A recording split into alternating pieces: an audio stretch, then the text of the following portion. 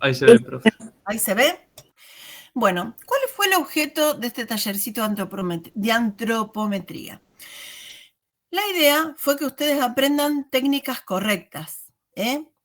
¿Por qué? Porque cuando yo efectúo mal las maniobras, puedo llevar a confusión en la interpretación de los datos. Entonces, ustedes saben que en el crecimiento hay un programa genético que tenemos nosotros, de nuestros abuelos, de nuestros padres, y la otra cosa importante es la interacción con el medio ambiente, que inclusive se ha visto en hermanos gemelos con distinta alimentación y distinta crianza, gemelos idénticos que han evolucionado o han crecido diferente. Entonces, fíjense qué importante es la parte de la interacción con el medio ambiente.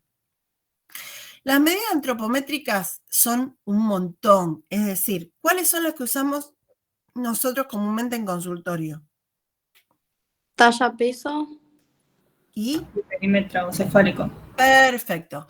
Hay un montón. Hay medida de talla sentado, medida de pliegue bicipital. Es decir, depende de lo que uno quiera medir. Por ejemplo, en los enanitos acondroplásicos que tienen el torso normal y los miembros cortitos, uno hace otro tipo de medidas. No lo puede medir con un periómetro común. Entonces, bueno, con la mayoría de la población utilizamos estas tres medidas que nos ayudan para ver cómo va creciendo ese niño. Acuérdense lo que les dije la otra vez, que la curva de peso habla de la salud de ese niño. Está muy, muy, muy emparentada. Cualquier enfermedad que tenga el niño, cualquier patología, enseguida repercute en la curva de peso. Bueno, ¿y para qué cuantificar? Habíamos dicho, para identificar precocemente problemas de crecimiento y bueno, para realmente tener un parámetro donde uno pueda, digamos, apoyarse como para hablar de que ese niño tiene un crecimiento adecuado o para ver precozmente si hay alguna patología. Entonces, vamos a empezar con la talla. Bueno, ¿qué se usa para medir? Algunos que han ido a consultorio ya los han visto. Se utilizan los pediómetros o los tallímetros. El pediómetro es un instrumento que tiene una base, tiene un tope fijo y tiene un tope móvil. Y tiene que tener acá una escala inextensible en centímetros y milímetros. Igual que acá, fíjense, son diferentes modelos. Hay algo que yo siempre les digo, en este tipo de modelos, es que la cabeza no es igual en todos lados. La cabeza es más bien, tiene un ovoide del cráneo y tiene una punta más alta que se llama apex. Nosotros el apex es lo que tenemos que tomar como referencia para apoyarlo. Entonces, cuando tenemos tan finito, o si ustedes ven, estoy yendo para el otro lado, perdonen. Si ustedes ven que es como el que tenemos en el consultorio, el otro día que estábamos con las chicas, yo les decía, muévanlo hasta encontrar la parte más alta de la cabeza, porque si no estamos dando una medida falsa. Bueno, en estos pediómetros pasa igual. Estos ven que tienen base ancha, no pasa nada, porque uno apoya la cabeza y como le apoya bien. Pero en estos que son finitos hay que buscar la parte más alta de la cabeza. Entonces, dijimos una superficie vertical rígida, el piso en ángulo recto, una superficie horizontal móvil y una escala de graduación en centímetros y milímetros inextensible. Ahora, como si esto no fuera, digamos, lo único que uno tiene que ver, aparte hay que tener en cuenta un plano que se denomina plano de Frankfurt, que es un plano que une el límite inferior de la órbita con el conducto auditivo externo. Y ustedes dirán, ¿y para qué me sirve? Bueno, en realidad esto lo que me sirve es para unificar. ¿Cómo uso yo este plano? Una vez que yo tengo el bebito acostado o el paciente parado, depende de qué esté midiendo, hago que este plano lo ubico primero y hago que esté perpendicular a la base o paralelo al tope. ¿Se entiende? Ahora vamos a ver por qué. Fíjense esta imagen. Acá el bebé tiene puesta la cabeza de cualquier manera. Es un muñequito, ¿no? pero acá tiene el bebé la cabecita puesta de cualquier manera. Y acá la tiene bien posicionada. Cuando yo tome la medida total, a lo mejor me da 2 o 3 centímetros de diferencia.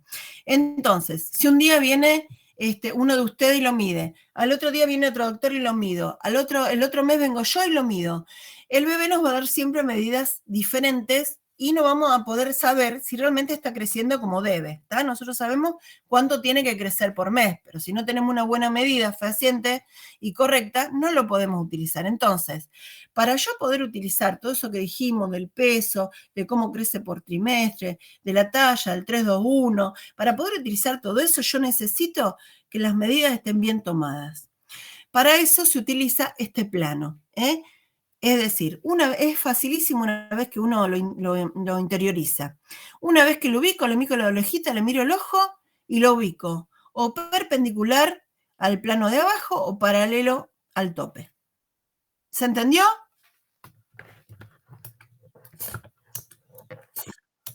Sí, profe. ¿Se entendió para qué uso el plano de Frankfurt? Bien. Fíjense. Como son bebés chiquititos y no obedecen lo que uno les dice, entonces uno usa un ayudante. ¿Qué hace? Acuesta el bebé, fíjense que acá hay 2 personas. Yo uso, cuando estoy solo, uso la mamá. Bueno, si no, ustedes vieron que me hago ayudar con ustedes. Una vez que ubico la cabecita del bebé contra el tope en la posición del plano de Frankfurt, le digo, sosteneme la cabecita así. Tienen que estar los omóplatos, la parte occipital de la cabeza, los glúteos, las pantorrillas en contacto con el plano. Después empiezo a avanzar hacia acá con el tope móvil y los piecitos tienen que estar perpendiculares, o sea, paralelos a este plano. ¿Bien? Formando un ángulo recto con la pierna. Recién ahí tomo la medida acá y digo, por ejemplo, mide 69 centímetros con 2 milímetros. ¿Bien? Fíjense este de acá, que es una nena un poquito más grande, pero la ayudante está sosteniendo la cabecita en plano de Frankfurt, fíjese que está perfectamente respetado, y asimismo sostiene las rodillitas, y el pie tiene que estar bien perpendicular. Bueno, estas medidas, yo después las llevo a las tablas de crecimiento. ¿Bien? Y las vuelco a las tablas de crecimiento para ver si este niño está creciendo en forma adecuada. Para complicarlo un poquito más, depende de la tabla que utilicemos. Si usamos tabla de percentil o puntaje Z, los niños se miden acostados hasta los 2 años o acostados hasta los 4 años. Cosa que es prácticamente imposible. Tener un chico acostado hasta los 4 años así es imposible. Es mucho más fácil hasta los 2. Pero bueno, eso lo vamos a ver después, para no confundirlos. Entonces, ¿qué pasa cuando es más grande? Ya acá lo medimos acostadito porque es chiquitito, ahora creció. ¿Y cómo lo mido? Y bueno, lo mido con el tallímetro. Acuérdense, el otro se llamaba pediómetro y este se llama tallímetro. Que si lo voy a ver, es más o menos, fíjense, como el pediómetro, nada más que puesto de pie. Es decir, tiene una base fija, tiene una escala graduada en centímetros y milímetros y tiene una base móvil que sube y que baja y se apoya en la cabeza del paciente. En este caso es esta. Bueno, fíjense la técnica. Tiene que estar el paciente con las pantorrillas, los glúteos, las piernas paralelas, los pies paralelos, las pantorrillas, los glúteos, la escápula y la parte occipital de la cabeza apoyadas, en este caso contra la pared. Y fíjense, este viene desde acá y el tope está acá y se lee de este lado. Pero fíjense una cosa, cómo el médico acomoda la cabeza en plano de Frankfurt. Y es prácticamente un adolescente, un adulto. ¿Bien? Bueno, es decir, fíjense acá, como para medir está respetado el plano de Frankfurt. Y fíjense qué interesante esto. Esta chiquita, esta señora le está sosteniendo la cabeza en plano de Frankfurt y está sosteniendo el tope y está leyendo acá cuánto mide.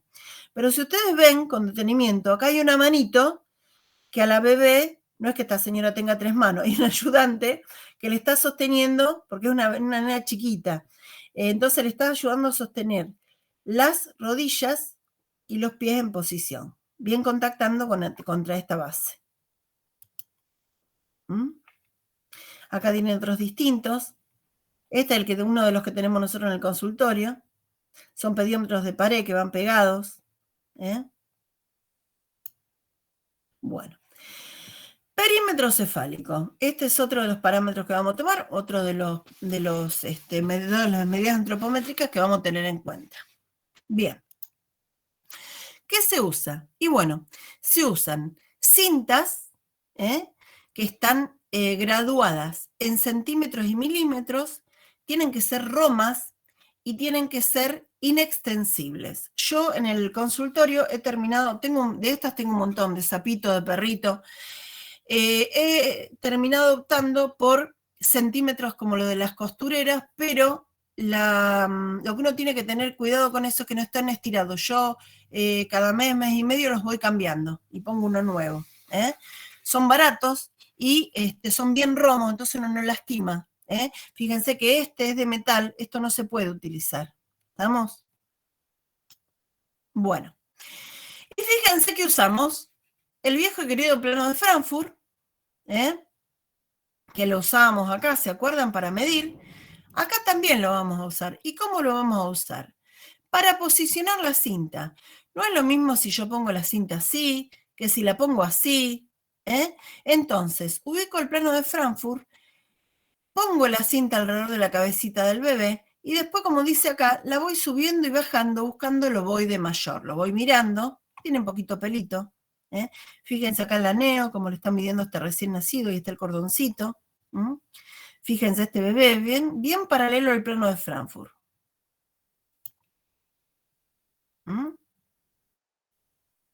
Plano de Frankfurt estaría acá.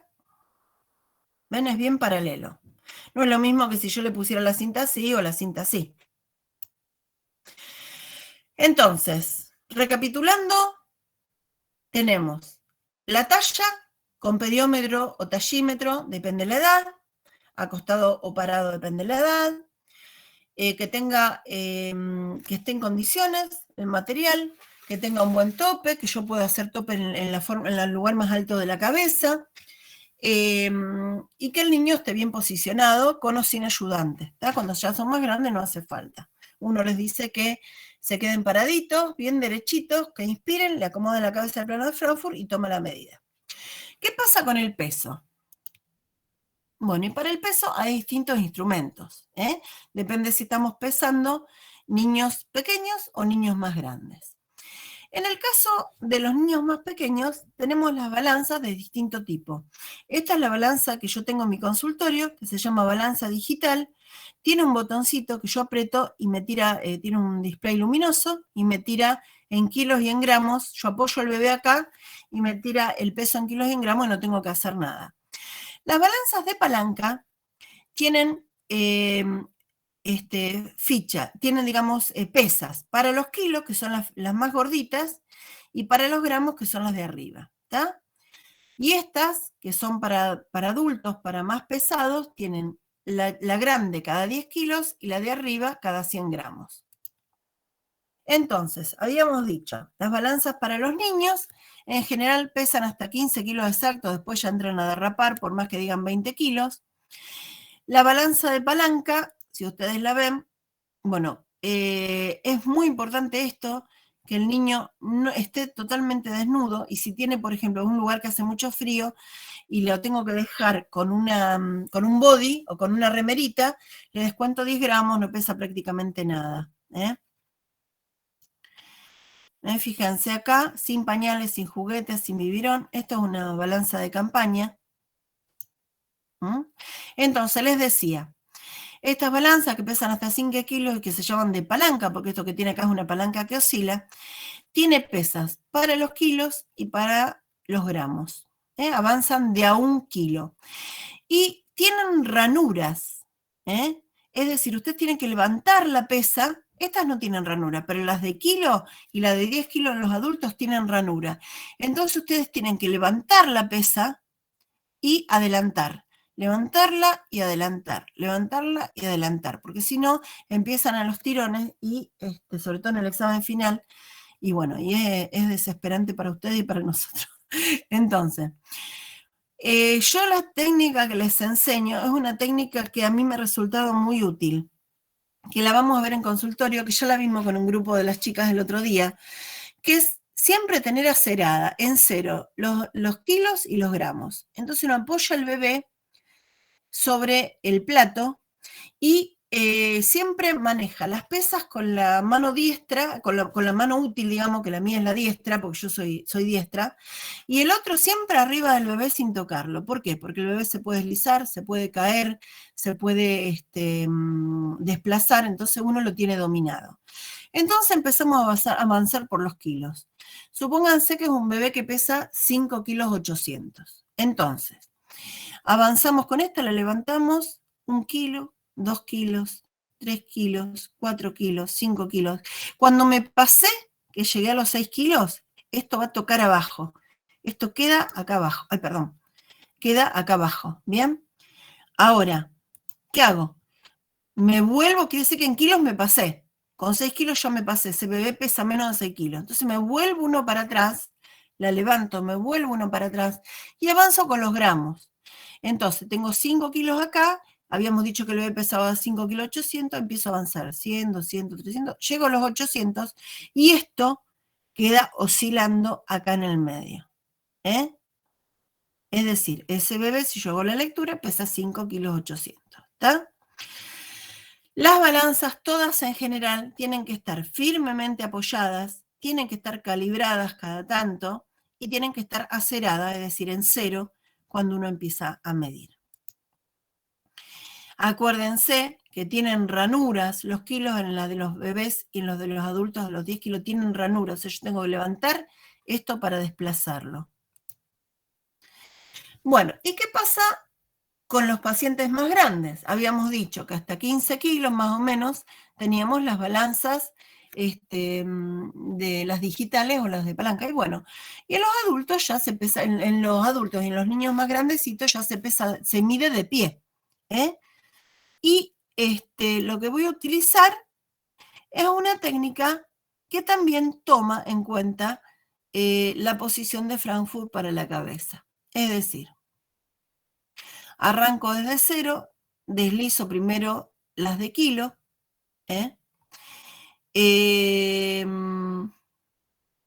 perdón, tuve una fuga, acá no se usa Frankfurt, deliré. Quise decirles para medir, pero ya lo habíamos hablado. Perdón, no dije nada. Acá arrancamos con el peso. Desde cero arrancamos con los kilos. Esto acuérdense que pesa cada 10 kilos. Por ejemplo, si se pesan ustedes, como se pesaban las chicas el otro día, empezamos. Supónganse que es una de ustedes que pesa 61 kilos. No sabemos cuánto pesa. Entonces arrancamos desde cero.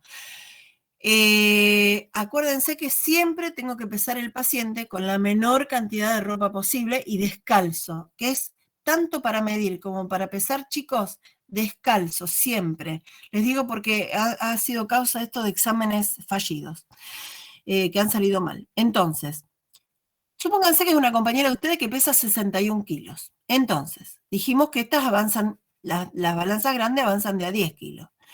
Y que esto tiene ranura. Entonces, yo no sé cuánto pesa ella y voy a empezar. Pongo 50 kilos, esto sigue arriba, pongo 60 kilos y esto sigue arriba, pongo 70 kilos y cae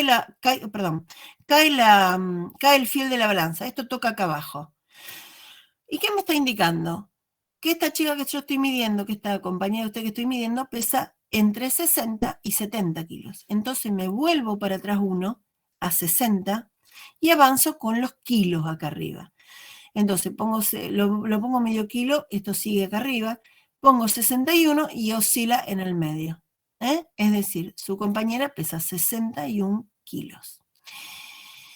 Siempre, hay veces que uno sabe cuánto pesó el paciente antes, qué sé yo, por ejemplo, si estoy pesando un nene grandecito y pesó 22 kilos, yo ya lo pongo en 20 a para ser más rápido, en 20 kilos, y avanzo con la pesa de kilo. directamente.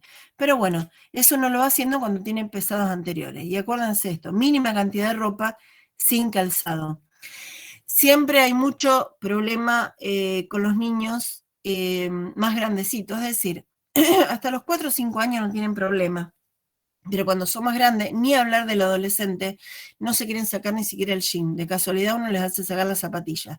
Entonces uno tiene dos opciones. Tiene una tablita con cuánto pesa un jean, que yo por ahí la tengo, cuánto pesa un jean, cuánto pesa una remera mangas largas y una mangas cortas, y uno lo descuenta del peso. O también puede decirle a la mamá, mamá, acordate de traérmelo siempre a pesar con ropa similar. O la otra cosa que podemos poner es peso tanto con jean y remera mangas largas, por ejemplo. Son las opciones. Yo en el consultorio, las mamás ya saben, me lo traen más o menos siempre con la misma ropa, no igual, pero del mismo tipo, entonces no hay problema con el peso. Bueno, más o menos se entendió. Sí, profe. Esto yo les digo, los que lo han visto en consultorio, ¿ya todos hicieron consultorio o falta alguien? No, creo que faltamos 3. Bueno, el otro día con las chicas que no tuvimos tantos pacientes, esto lo pudimos practicar. Los que no lo han practicado, es interesante que lo hagamos porque pesamos las mochilas, pesamos las bolsitas las botellas de agua, y realmente esto es práctica. Uno una vez que lo interioriza la técnica, no hace falta ninguna otra cosa. ¿Está? Por eso yo les digo que ahora quiero que ustedes empiecen a participar más. Bueno.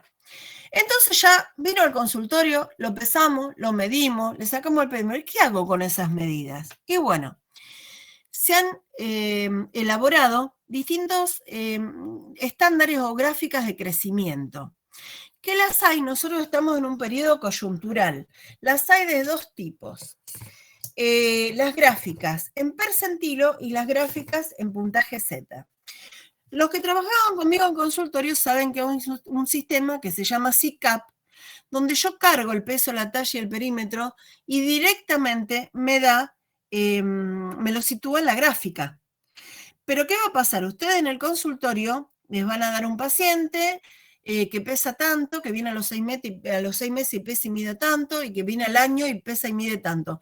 Y ustedes van a tener que ubicar esos valores en las gráficas y decir e interpretar si esas gráficas son normales o no. Entonces las tienen que saber. Vamos a ver entonces cuáles son los tipos y cómo las utilizamos. Ustedes, chicos, si no entienden algo, párenme en el momento, ¿está? Que lo volvemos a ver. No quiero avanzar si no entienden. Yo les decía que estamos en un momento coyuntural. ¿Por qué? Porque en los consultorios, en algunas hay gráficas de percentilos, en otras hay de puntaje Z y en otras hay mezcladas de las dos, como nos pasa a nosotros. ¿Qué son los estándares de crecimiento? Son gráficos o tablas, recursos valiosos, auxológicos, es decir, clínicos, que se utilizan como patrón de medida de crecimiento. ¿Bien? ¿Cuándo empieza? Esto es en el 94, en el 1944, en el Hospital de Clínicas, el doctor Garrahan, fíjense, empieza el estudio y empiezan a querer elaborar estas tablas. Y bueno, en la década del 70 se hace todo esto con Lejarraga, se edita el primer libro propio de Argentina que se llama Libro Verde de la SAP, porque las tapas son verdes nada más. Y se dio publicidad en 1987 y se reeditó en 2001. Pero son de este tipo, donde tenemos percentilo 3, percentilo 10, percentilo 25, percentilo 50, 75, 90 y 97.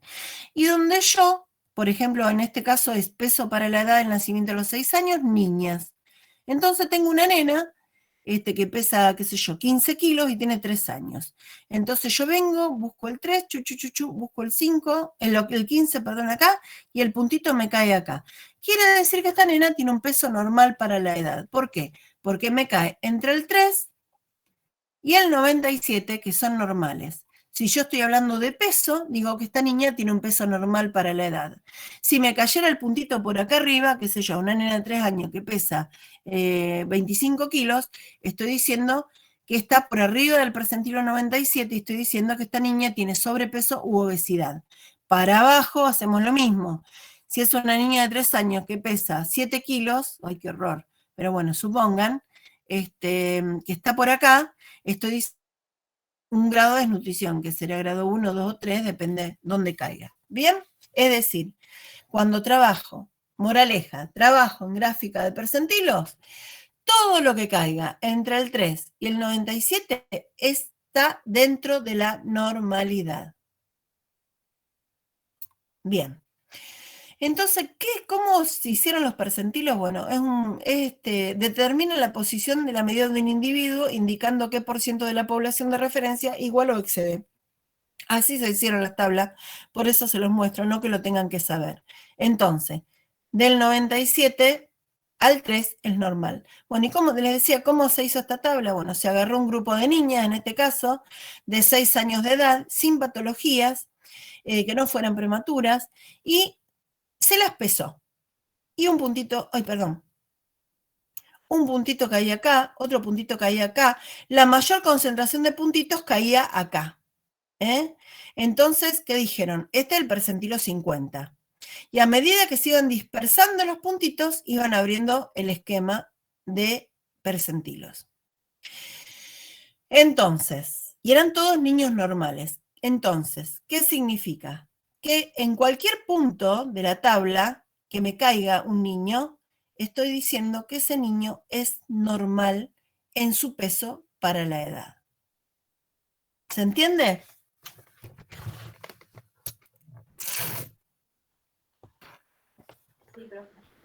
¿Se entiende, chicos? Sí. Sí. Bien. Estas son las tablas de percentilos, las que tienen 3, 10, 25, bueno. ¿Qué pasó? Pasó que había cosas que no se habían tenido en cuenta, esos gráficos se habían hecho en lugares muy parciales geográficamente, y no todos los niños del mundo crecen igual. No se había tenido en cuenta que los niños fueran alimentados a pecho materno exclusivo hasta los 6 meses, entonces eso generó, sobre todo propiciado por las sociedades de pediatría, la Organización Mundial de la Salud, inquietudes de que realmente esas gráficas no eran reales o no identificaban totalmente la realidad. Entonces, tomando en consecuencia, haciéndolo multicéntrico y tomando en cuenta sobre todo que fueran todos niños alimentados a lactancia materna hasta los 6 meses de vida, surgen otro tipo de gráficos, que son los gráficos de puntaje Z. En el 2006 se publican en la OMS y en el 2007 el Ministerio de Salud de la Nación Argentina los adopta. A pesar de eso, todavía hay lugares donde estamos utilizando híbrido o estamos utilizando percentilos. Pero eso no es tan dramático como parece, y les voy a contar por qué. Porque si yo... Bueno, ¿qué es el puntaje Z? Es la valoración matemática de las dispersiones. Este al revés, agarra de la media y de la media dispersa. ¿Y cómo se creó el puntaje Z? Con esta fórmula que no nos interesa para nada. Una de las cosas de puntaje Z que a mí no me convence del todo es que solamente hay 58 curvas disponibles. Y si yo, por ejemplo, necesito medir niños que crecen en forma especial, como un síndrome de Turner o un síndrome de Down, no tengo tablas en puntaje Z, sí tengo de percentilo. ¿Está? O sea que si bien no las puede usar y debería usarlas, no sirven para todo. Bien. Entonces, fíjense, acá tenemos lo mismo que antes. Esto es índice de masa corporal para la edad, para niñas, de los 2 a los 5 años. ¿Qué es lo que considero normal? Bueno, si lo otro habíamos dicho, que del percentilo 3 al percentilo 97 era normal. Acá es normal. Del menos 2 al más 2. Y este en vez de tener 3, 10, 25, tiene 0, como si fuera el percentilo 50, menos 1, menos 2 y menos 3 para abajo, y más 1, más 2 y más 3 para arriba. Y todo lo que se ubique entre el menos 2 y el más 2 es normal. Y yo les decía, no hay que hacerse tanto problema porque fíjense, si yo pongo uno arriba del otro, para la edad y para el sexo, una tabla de percentilos y una de puntaje Z, ¿qué me muestra? Y me muestra que si yo hablo del puntaje más 2, corresponde en el percentilo a un 97.5. Se sale un poquito del 97. Y si hablo del menos 2, es un poquito más inclusivo. No solo me engloba el menos 3, sino que va al percentilo menos 2,5 sería. ¿Está? El menos 2. Es decir, que si yo tengo el 95 de la población incluido, es decir, que si yo tengo tabla de percentilo o tengo tabla de puntaje Z y bajo un valor ahí para ver si el niño es normal, me va a dar lo mismo, me va a dar normal. Si es normal, me va a dar normal en una tabla de puntaje Z o en una tabla de percentilos. Me va a dar igual. Si es desnutrido, me va a dar desnutrido en esta o la de percentilo. Si es bajo para la edad, me va a dar bajo en esta como en la otra. Realmente no es que vaya a ser grosera la diferencia. Entonces ustedes no se hagan problemas. Ya les digo, todos tendríamos que usar la de puntaje Z, ya a esta altura, del 2007. Miren lo que les estoy hablando. Dentro de poco van a ser 15 años atrás, pero bueno.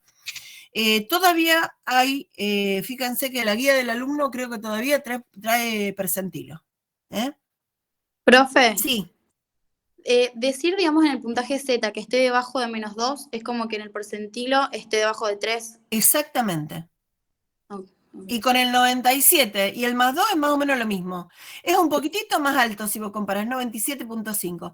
Pero ¿me entendés lo que te digo? Si un nene está obeso, me va a caer obeso en los dos. Y si está desnutrido por acá abajo, me va a caer desnutrido en los dos. Y la técnica, digamos, es la misma, o sea, es lo mismo. ¿Me entendés? Que eso es lo que estoy tratando de que vean. Vos misma lo decís. Es lo mismo. No es que un desnutrido no lo voy a ver porque lo hice en una tabla o en la otra. O un obeso no lo voy a ver porque está en una tabla o en la otra. Es prácticamente lo mismo. Por eso no se hagan drama. Y bueno, y a ver si lo tengo en esta. Bueno, esto es lo que quería ver. Sí, quiero que aprendan cómo se hace para bajar un dato a las tablas, sea esta, que es de percentilo, o sea en puntaje Z. Fíjense, yo tengo a Jazmín de 2 años y 2 meses, pesa 13 kilos. Y yo tenga la tabla que tenga, la voy a bajar. ¿A dónde? Sí les tengo una recomendación. A ver si entienden, si les puedo hacer comprender esto. Siempre tengo que tratar de usar la tabla más cercana a la edad del paciente que voy a percentilar o que voy a poner en puntaje Z. ¿Por qué? Porque es más fácil. Por ejemplo, se los muestro con Jazmín. Yo acá tengo una tabla, yo quiero saber el peso, para la edad si está bien de Jazmín. Jazmín tiene 2 años y 2 meses y pesa 13 kilos. ¿Y qué busco? Una tabla para niñas, porque es una niña, de peso para la edad, perfecto, es lo que yo quiero saber, del nacimiento a los 6 años. Yo podría haber buscado, por ejemplo, una tabla del nacimiento a los 19 años, pero cada una de estas liñitas va a ser una cosita chiquitita que no voy a prácticamente ver, y cuando yo la suba al gráfico, me va a quedar mucho más insignificante. ¿Se entiende? Mucho menos representativa. Yo acá veo bien dónde está Jazmín. La veo bien, está ahí. Si yo hubiera tomado una de niñas, peso para la edad, pero el nacimiento a los 19 años, los 2 años serían una cosa chiquitita acá que de Pepe las vería. Entonces, importante siempre, mida lo que mida, peso, talla, perímetro cefálico, tratar de usar, si ustedes en el examen les dan una tabla de un niño de 4 años, no usen, si tienen la de 0 a 5, la de 0 a 6, usen esa, no usen la que tiene de 0 a 19, porque les es mucho más difícil marcar e interpretar. ¿Se entiende? Si yo tengo que construir una curva a lo largo del tiempo y tengo un punto acá, y tengo, ahora vamos a ver cómo se construye, tengo otro punto acá y los tengo que unir y tengo que examinar esa curva, me va a ser mucho más fácil acá, porque la veo, que en uno donde tengo 0 a 19, donde cada año ocupa este pedacito. ¿Se entendió? Sí. La curva sea lo que sea que estoy midiendo, sea lo que quiero poner, siempre la más cercana a la edad del paciente. Y obviamente respetando el sexo y respetando lo que quiero medir. Bueno, entonces, fíjense lo que yo les decía antes. ¿Cómo es, Jazmín? ¿Es normal o es anormal? Normal. Es normal, ¿eh? Es una nena que es, bien, está en un percentilo 75, que es un poquito más gordita que la media, habrá que ver la altura a lo mejor cae en el 75 también, y no es una nena rellenita, es una nena que tiene sus parámetros acordes, ¿eh? Entonces, es una nena que es grandota, acá en el 75. Y fíjense que esto es tabla de ¿qué? De percentilos, ¿eh? Tiene 3, 10, 15. ¿Qué pasa si yo a Jazmín de 2 años, 2 meses y 13 kilos la vuelco en una tabla de puntaje Z? Fíjense. ¿Es normal? Sí. ¿Se dan cuenta de lo que le quiero decir? La pongan donde la pongan, Jazmín va a seguir siendo normal. O sea, no es porque la pase de una tabla a la otra o que uso percentilo porque no tengo la de puntaje Z, me va a alterar el hecho en sí mismo, ¿eh? Bueno, vamos a seguir. Fíjense, Emma, ¿eh? Cada uno de estos puntitos es un control al quema vino. ¿Mm? Esta tabla, ¿qué es? Es de estatura para la edad niñas, y es de los 0 a los 5, de los 2 a los 5 años de edad, en puntaje Z. ¿Está? ¿Ella es normal? ¿Qué les parece? Sí, es normal.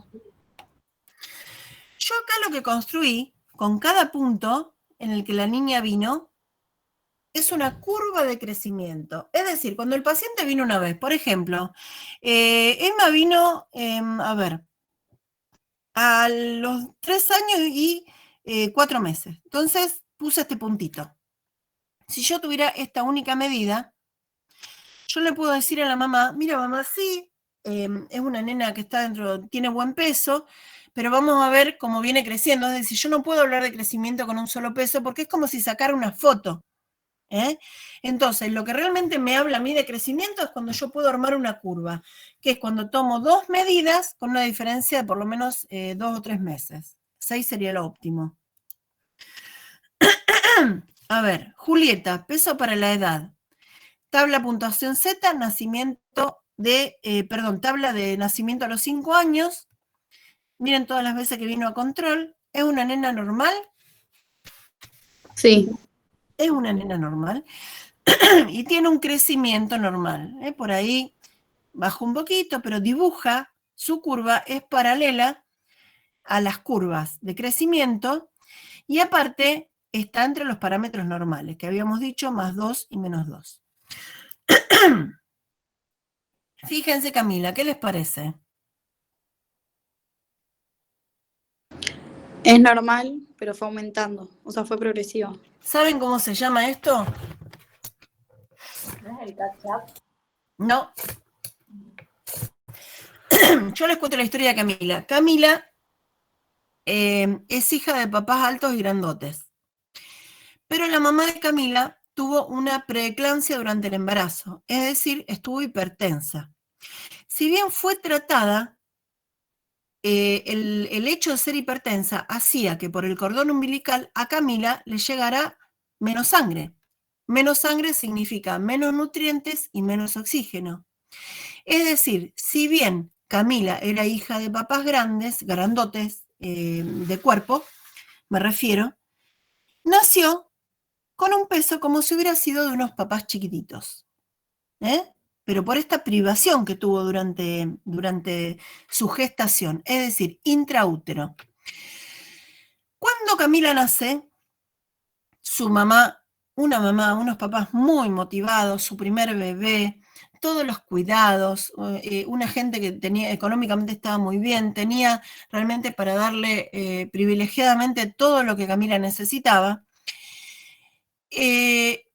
Camila empieza, fíjense, crece y a los 6 meses empieza a despegar y llega a este percentilón donde se estaciona. Esto se llama recanalización genética. Es decir, Después que nació, salió del útero, en el ambiente extraútero, con un ambiente extraútero adecuado y favorecedor, ella recupera eso que perdió intraútero, o que no alcanzó intraútero, y se ubica en el carril donde siempre debería haber estado. Es decir, ¿cómo debería haber sido ella? Así.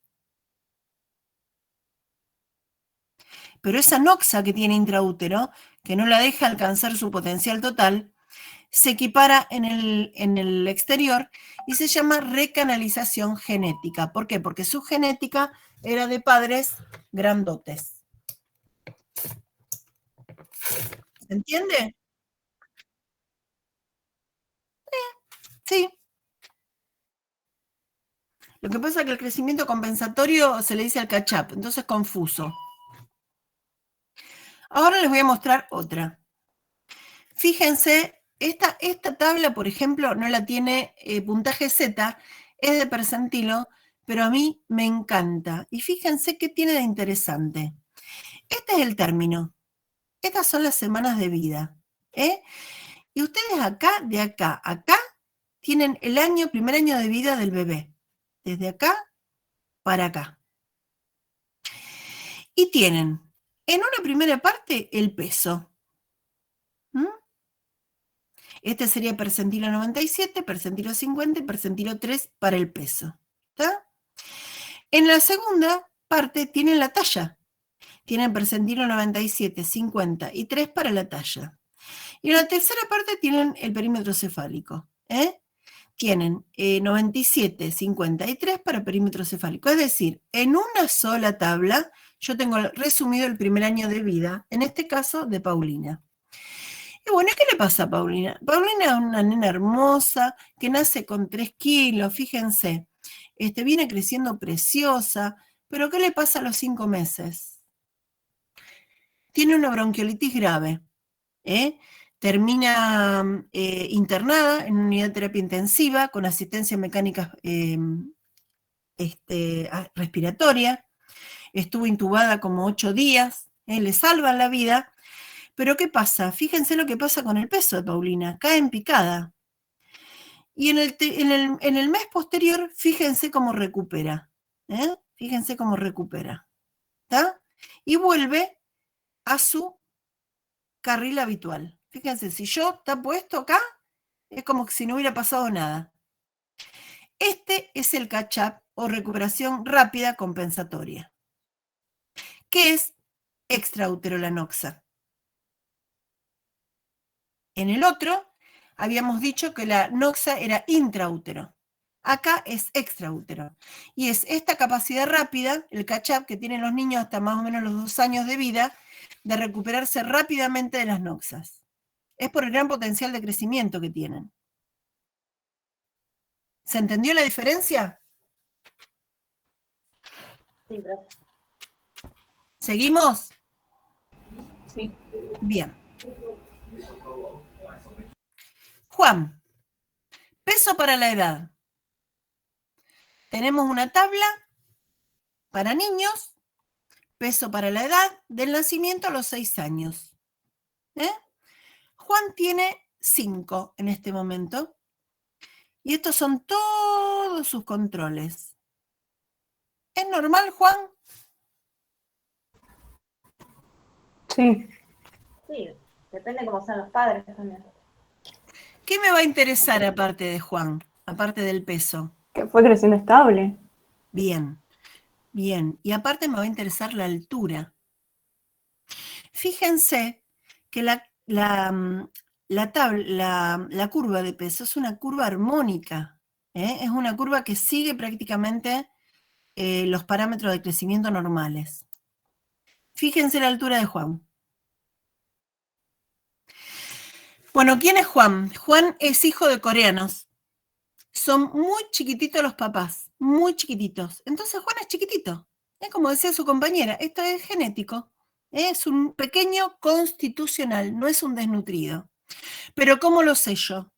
Yo lo sé porque hice una curva a través del tiempo. Es un nene que no se enferma, que tiene una buena inmunidad. Eso me habla de que no es un desnutrido también. ¿Está? Entonces yo tengo un nene que si yo hago el peso talla, viene por acá. Se alcanza a ver poquito, pero es este. Es bien, sigue los parámetros de crecimiento normales. ¿Bien? Fíjense, Joaquín. Sí, decime. ¿Podés retroceder 2 pantallas? La anterior. En esta, digamos, a los 4 años está como por debajo del percentil 3. Sí, pero es insignificante. Ah, Es insignificante. O sea, puede a lo mejor se resfrió o tuvo una diarrea. ¿Me entendés? Pero rápidamente, rápidamente se recupera el pesito que perdió y sigue adelante. Sigue creciendo con normalidad. No me hace esto. claro. ¿Entendés? A mí me preocuparía, porque fíjate que acá también está un poquito por arriba, me preocuparía que Juan hubiera hecho esto. ¿Se entiende? Sí. Bien. Fíjate que acá también. Está prácticamente pegado al percentilo 3. Y es normal. Sí, yo te lo consulto más que nada por el parcial que, no sé, No, llega. chicos, están en instancia de aprendizaje, pregunten todo. Por eso yo cada tanto paro, yo sé que es mucha información, pero cada tanto paro y les pido que me pregunten si tienen alguna duda, porque no quiero que se les acumulen las dudas. No, más que nada eso, o sea, esta foto que está ahora, digamos, Sí, como que hay una parte, digamos, justo a los 4 y pico, sí. que está por debajo. Entonces, me confunde más que nada porque digo en el parcial, si yo tengo que decir, no sé. Vos decís que es un crecimiento, ¿yo cómo describiría esto? Tiene un crecimiento armónico con una leve desviación inferior a los 4 años que puede deberse a alguna patología que haya sufrido en ese momento. Pero este niño, si yo veo toda la curva, es un crecimiento normal y armónico. Yo por eso a propósito les pongo esto. ¿Está? Porque no es un niño desnutrido este. Este es un niño que por alguna patología, qué sé yo, tuvo una neumonía. Y a lo mejor dejó de comer algunos días y dejó de crecer un poquito, pero después recupera. Y vuelve a su carril y sigue creciendo normalmente. ¿Está? Distinto si esto hiciera así y no recuperara, o así.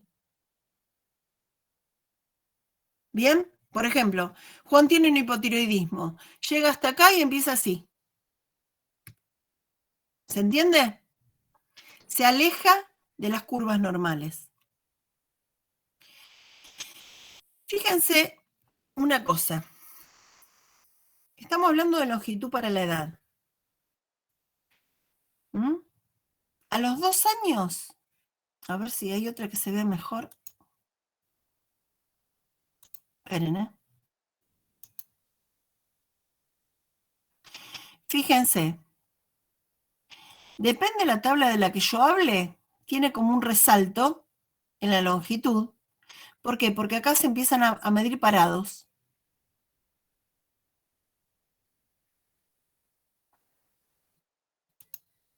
Bueno, vamos a seguir con esta que me interesaba mostrarles.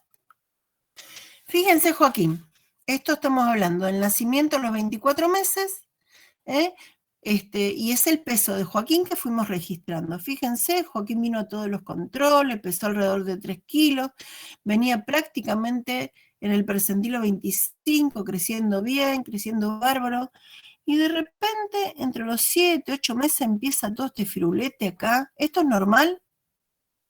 No, porque Bueno. está entre los límites normales, pero no es armónica. Exactamente. Fíjense que cada curva nos cuenta una historia de estos niños, de qué ha pasado con su crecimiento. ¿Y qué pasó con Joaquín? Joaquín era un bebé de medio hospitalario, de la mamá sola con 3 chiquitos, realmente un medio muy, digamos, pobre, muy carenciado, muy básico, inclusive culturalmente. ¿Y qué pasó? Resulta que Joaquín venía bien, venía tomando teta, empieza a incorporar los semisólidos y de repente empieza a tener diarrea, se desnutre, tuvo una neumonía, sigue con las diarreas, bueno, se lo empieza a estudiar, todos los tiempos hospitalarios son bastante lentos, y resulta que Juan tenía una celiaquía, es decir, tenía intolerancia a una proteína que se llama gluten, que está en el trigo, en la avena, en la cebada y en el centeno, y que la única forma de que no exprese la patología es no darle gluten. No hay otra forma. Hay que excluir el gluten de la dieta. Pero eso significa económicamente un montón de cosas. Significa, inclusive les dan un pequeño dinero todos los meses, como si fuera una pensión, pero es escasísimo. Y eso significa que la mamá tiene que tener, no solo cocinarle aparte, sino que tener otras ollas, otras cucharas, ningún elemento de cocina puede tocar cosas con gluten, sartén aparte, platos aparte, todo aparte para Joaquín. Y la verdad que la mamá le costó mucho hacerse a la idea, aprender a cocinar. Hubo que llevarla a talleres de cocina, hacerle con la nutricionista del hospital charlas y bueno, y tratar de proveerle cosas y elementos para que ella pudiera cuidarlo a Joaquín. Y bueno, cuando la mamá realmente entró en onda, porque aparte los productos para celíacos son carísimos, no sé si conoce algún celíaco, pero realmente son más costosos. Entonces, cuando él dejó de tener las infecciones y las diarreas y todo, fíjense cómo vuelve a crecer por su carril y se recupera. Pero llevó varios meses, primero diagnosticarlo, porque el gold estándar, primero uno pide unos anticuerpos, después se hace una biopsia de intestino, que es el gold estándar con lo que uno realmente diagnostica la celiaquía. Pero es complicado porque se hace en un solo lugar, en el Centenario, hay que hacer una anestesia, es decir, y todo demora en el medio público, más de lo que uno quisiera. Pero bueno, la verdad que después se pudo trabajar con la mamá mucho, haciéndole asistencia también económica y todo, y Joaquín salió adelante. Pero costó, y fíjense, todos los meses que le llevó, pobrecito, recuperarse. Bueno.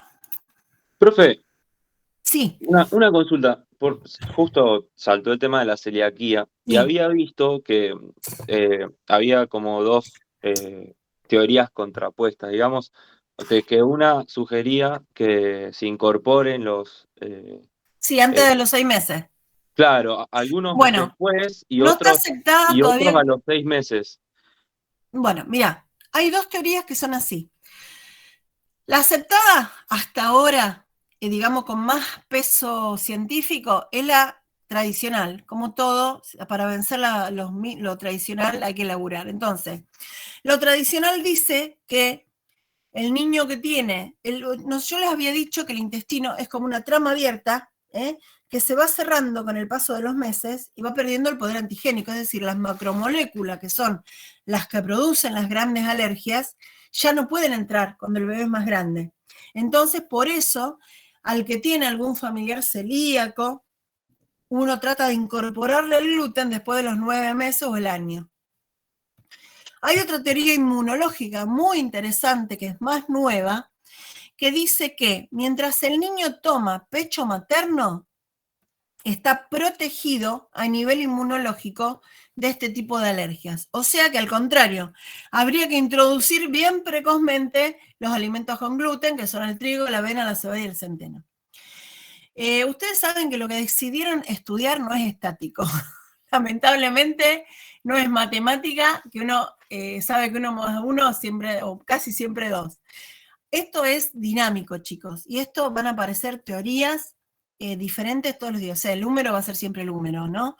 Pero en cuanto a lo que es la cuestión inmunológica, por ejemplo, hay avances todos los días. Lo que pasa, bueno, que eso necesita un sustento científico para que uno lo pueda llevar a cabo. Es como decirles, como las vacunas del COVID. Yo para darle una vacuna de un COVID a un bebé de 6 meses a 3 años, y me tengo que asesorar primero de que sea una vacuna potable, de que no cree reacciones alérgicas, de que realmente cumpla el cometido que tiene. O sea, uno es responsable ante el paciente por cualquier medicación que le da, por cualquier, digamos, cuestión que pueda surgir después. Entonces, esto es igual. Yo trato de, dentro de lo posible, primero que esto que yo les cuento, no es que dice, bueno, de acá a acá le damos tal cosa, este mes le damos tal, esto se hace como un continuo. Hay bebés que a lo mejor son muy teteros y tienen 8 meses y todavía comen media cucharadita de semisólido. O sea, uno tiene que trabajar con los padres, hablarles de la importancia, ir llevándolos y llevando al paciente para que puedan cumplir con todo lo que es la instrucción alimentaria.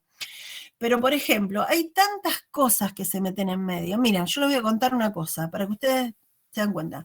Nosotros teníamos, cuando yo trabajaba, que esto que hago acá en el Sanco lo hacía allá en Varadero Baigorria, teníamos un bebé que era desnutrido.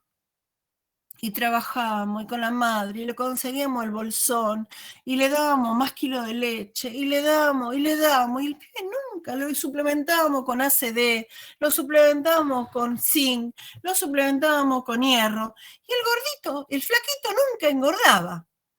¿Qué era lo que pasaba? Que la madre cocinaba y ponía, eran como 5 o 6 hermanitos, y ponía la comida en una fuente en el medio de la mesa y a cada uno le daba una cuchara. Entonces los más grandotes, que llegaban más rápido, se comían todo y este pobre nunca lograba comer nada. ¿Qué hicimos? Hicimos una vaquita entre los médicos y la enfermera, le compramos a cada uno su plato, su tenedor, su vaso, y el gordo y el flaco nos engordó, porque cada uno comía su porción. Fíjense hasta qué punto uno tiene a veces que, me dice que la batería se está agotando, hasta qué punto uno tiene a veces que llevar, que investigar y que ver. Bueno, escúchenme, vamos a hacer lo siguiente, porque no da para darle de 3 a 5 años, tienen el apunte, léanlo bien y yo les voy a dar 2 problemas del niño de 1 a 5 años para que ustedes me resuelvan. ¿Sí? ¿Estamos de acuerdo? Y después, Dale, en la profe. clase que viene, los resolvemos juntos. Sí, perfecto.